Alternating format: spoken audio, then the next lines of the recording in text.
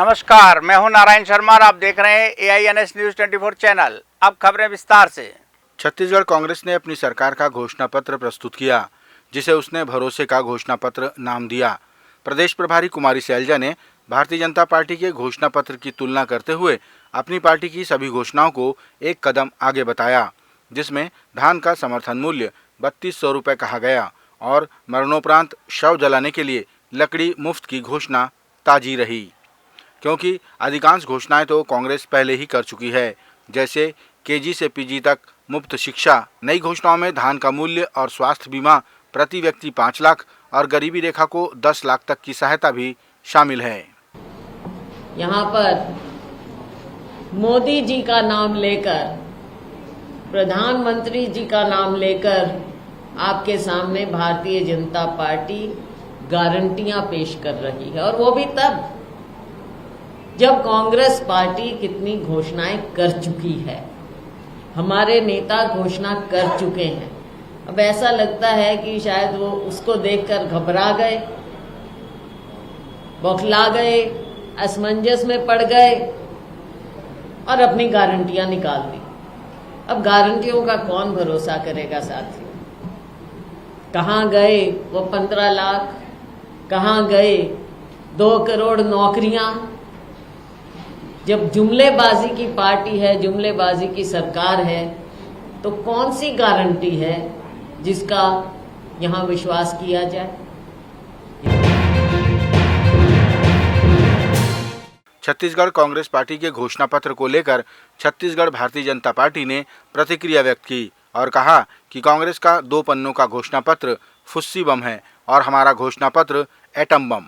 सांसद व पाटन उम्मीदवार विजय बघेल ने कांग्रेस के घोषणा पत्र का उपहास उड़ाते हुए कहा कि ऐसा न हो कि 2 में ही सिमट जाए कांग्रेस पार्टी। बहुत सारे चैनलों में मेरा वक्तव्य आया था कि ये लोग फुस्सी बम फोड़ रहे हैं, हमारा एटम बम आएगा। और माननीय अमित शाह जी आए और हमने एटम बम फोड़ा, और ये भौचक रह गए, क्या करें कैसा करें। हमारे ऊपर सवाल उठाने वाले लोग आज ये 2 पन्ने का घोषणा पत्र नकल करके लाए। ये देखिए 2 पन्ने का, और नकल में भी अकल होनी चाहिए। लेकिन ये पूरा हमारा डाटा निकाले, बाजू में कोई ऑफिस बैठ गए, अकबर जी नहीं बनाए, इनके लोग बैठ गए, हमारा घोषणा पत्र निकाले और उसमें चलो भाई 2-2, 4-4 रुपया बढ़ा दो। ये है घोषणा पत्र, बनावटी घोषणा पत्र। और इस बनावटीपन को जनता, छत्तीसगढ़ की जनता अच्छी तरह जानती है। और शायद 2 पन्ने से ऐसा लगता है कि वो 2 में ही सिमट जाएंगे इस बार। जैसे मुख्यमंत्री गए थे ना यूपी में चुनाव, बहुत बड़ा वो बनके पर्यवेक्षक बनके, 7 सीट थी, वो 2 सीट में आ गई इनके जाने के बाद। वैसी शायद यहां होने वाली। बस्तर में भाजपा के जिला उपाध्यक्ष व चुनाव प्रभारी रतन दुबे की अंत्येष्टि में पूर्व मंत्री केदार कश्यप शामिल हुए। उन्होंने स्वर्गीय रतन दुबे को श्रद्धांजलि दी और कहा कि इनकी शहादत व्यर्थ नहीं जाएगी।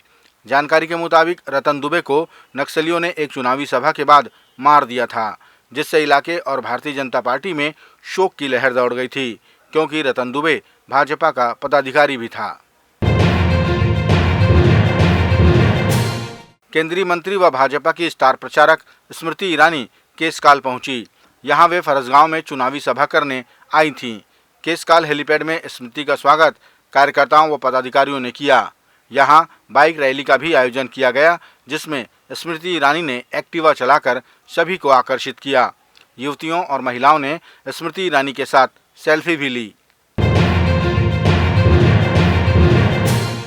छत्तीसगढ़ भारतीय जनता पार्टी के प्रदेश अध्यक्ष अरुण साव ने नक्सलियों द्वारा मारे गए भाजपा नेता व पदाधिकारी रतन दुबे की हत्या की कड़ी निंदा की। उन्होंने आरोप लगाया कि भाजपा के पदाधिकारियों को चिन्हित करके मारा जा रहा है। सरकार पर उन्होंने सुरक्षा न दे पाने का भी आरोप लगाया।